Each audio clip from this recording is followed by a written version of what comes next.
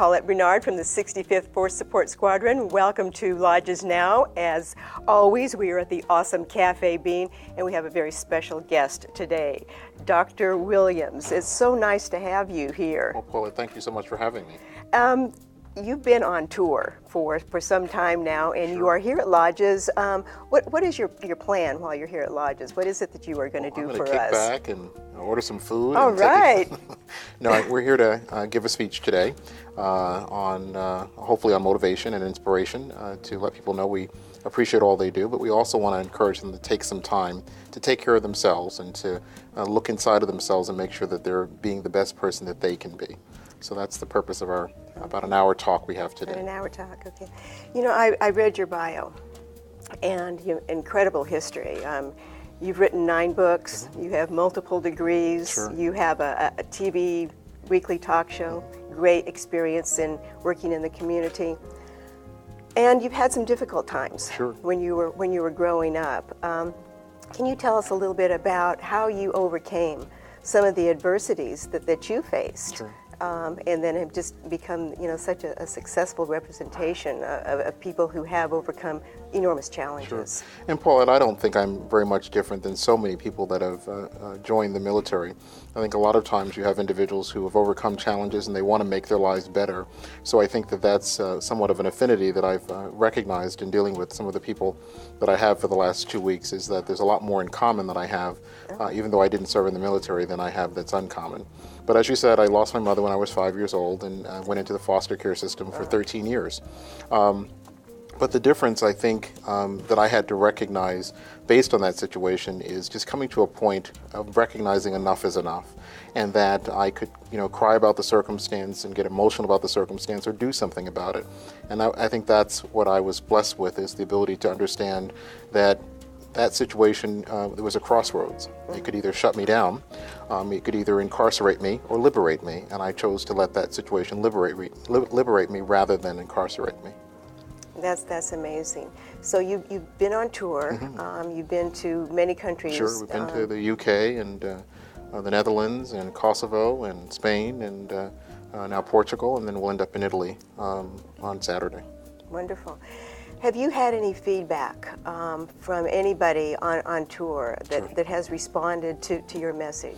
Sure. One of the nice things is that we have all this technology, which I understand you are using so well, of Facebook and Twitter.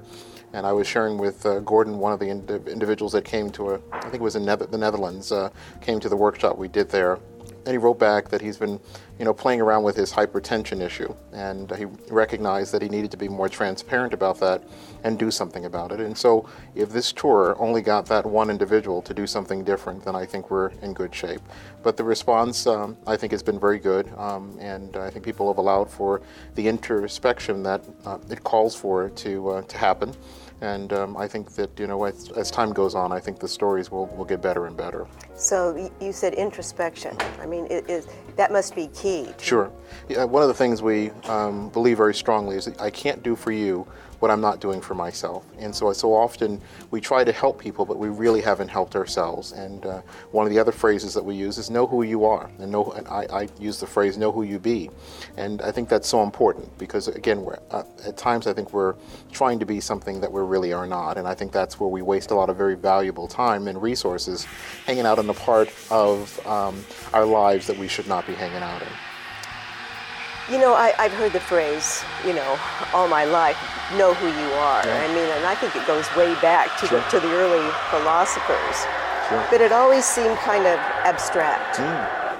Well, I think you're right, and I think that what I try to do in expounding on that is really to offer some tools as you begin to examine who you are. Really look at yourself in 8 different parts. Look at your health. Look at your education, look at your spirituality, look at your family and friends, look at your environment. So to really look at your personal development, so to look at yourself as a whole person. And I think that begins to help you to understand who you are. But I think if you just take it all in one swoop, it may be too much to deal with. But I think if you compartmentalize it, so I try to ask people to break yourself down so you can put yourself back together. But I think if you try to do it all at one time, it may be too large of a task. But if you start looking at yourself through different lenses as you try to examine who you are and who you want to be, I think it makes it very manageable. And something, Paulette, that's so important It's fellowship. You can't do this by yourself. I think if you look at all the laws of nature, it requires one plus something else, and sometimes one plus something else in order for it to happen. You mentioned my degrees. If 5 people didn't think that I had the credentials had something to offer, I would not be a doctor. So reality is we need that fellowship and that validation. And I think so often we live in a society that says that that's not true. And I think it's important we have to recognize it is very true. And I think when we isolate ourselves, we really do more damage than the progress that we want to see happen. Right, right. Well, I think that we are so fortunate to have you here, and every base that you've been to, I'm sure that you've been able to reach people, maybe in a way that they never have had the opportunity to be reached before. Sure. And Paulette, one of the things that has been interesting is the frequency of motivational speakers, when you look at the bases, has not been as strong as some of the other entertainment. Right. But I think that people recognize, especially with the complex work that the military is doing, and the role that the military person has in relation to their family, that I think there's no more critical time that for people to come and give you different perspectives. So I hope that this is something that will continue and grow, and that there'll be a multitude of people coming and trying to provide motivation and inspiration. But and you're going to pave the way for that. One little cobblestone. But it's really been a wonderful experience, and again, the openness of everybody and the treatment has just been outstanding. We started out with a tour bus and visiting a couple of sites, but in the hotels and everything. But more importantly, the troops and especially the officers and the leadership. They have really. I didn't know what coining was. I've been that's a big deal. Yeah, and actually in the Netherlands we were shoed.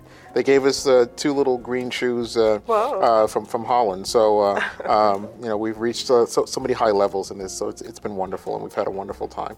And we look forward to having, again, another opportunity today. And as we go off to Italy, this will be something we'll never, ever forget. Right. Well, I'm so glad to hear that. And is there a point or a concept that you would like to leave with us? Sure. Just I think it's, recognizing that if you want something different, you're most likely going to have to become something different. That most of all of us have gone as far as we can the way we are, and it's going to require that difference and understanding that also we are that difference. And so often society says that we don't matter, but Paulette, doing this show, if you were not doing it, it would not be the same show. So yes, it would still go on, but you matter as a person, and every person has to understand, don't let anyone, a person, place, or thing, tell you anything different, that you do matter. And so just, what I try to do is to give people things that they can walk with, concepts that they can live with.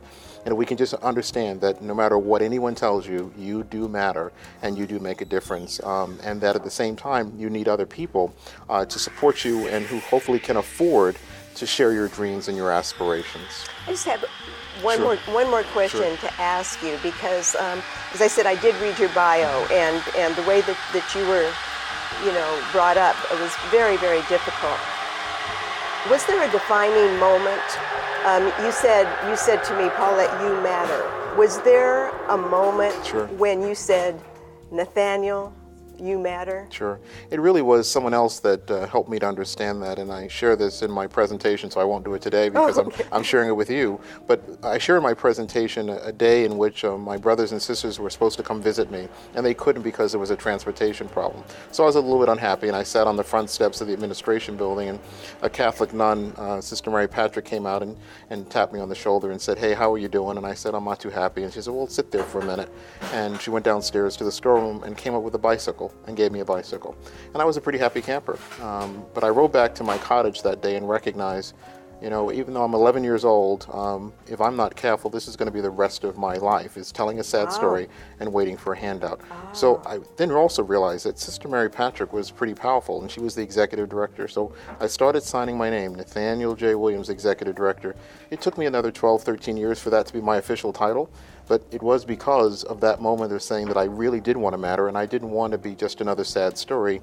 So I think it's part of, I believe very strongly, if it's not written, it's never going to happen. So if someone wants to be a colonel, if someone wants to be a general or a sergeant or whatever you want to be, start, signing your name. You don't have to show anyone what it is. But even if it is that I want to be an airman or or a serviceman, and I want to be the best at that, then just write best airman, best serviceman.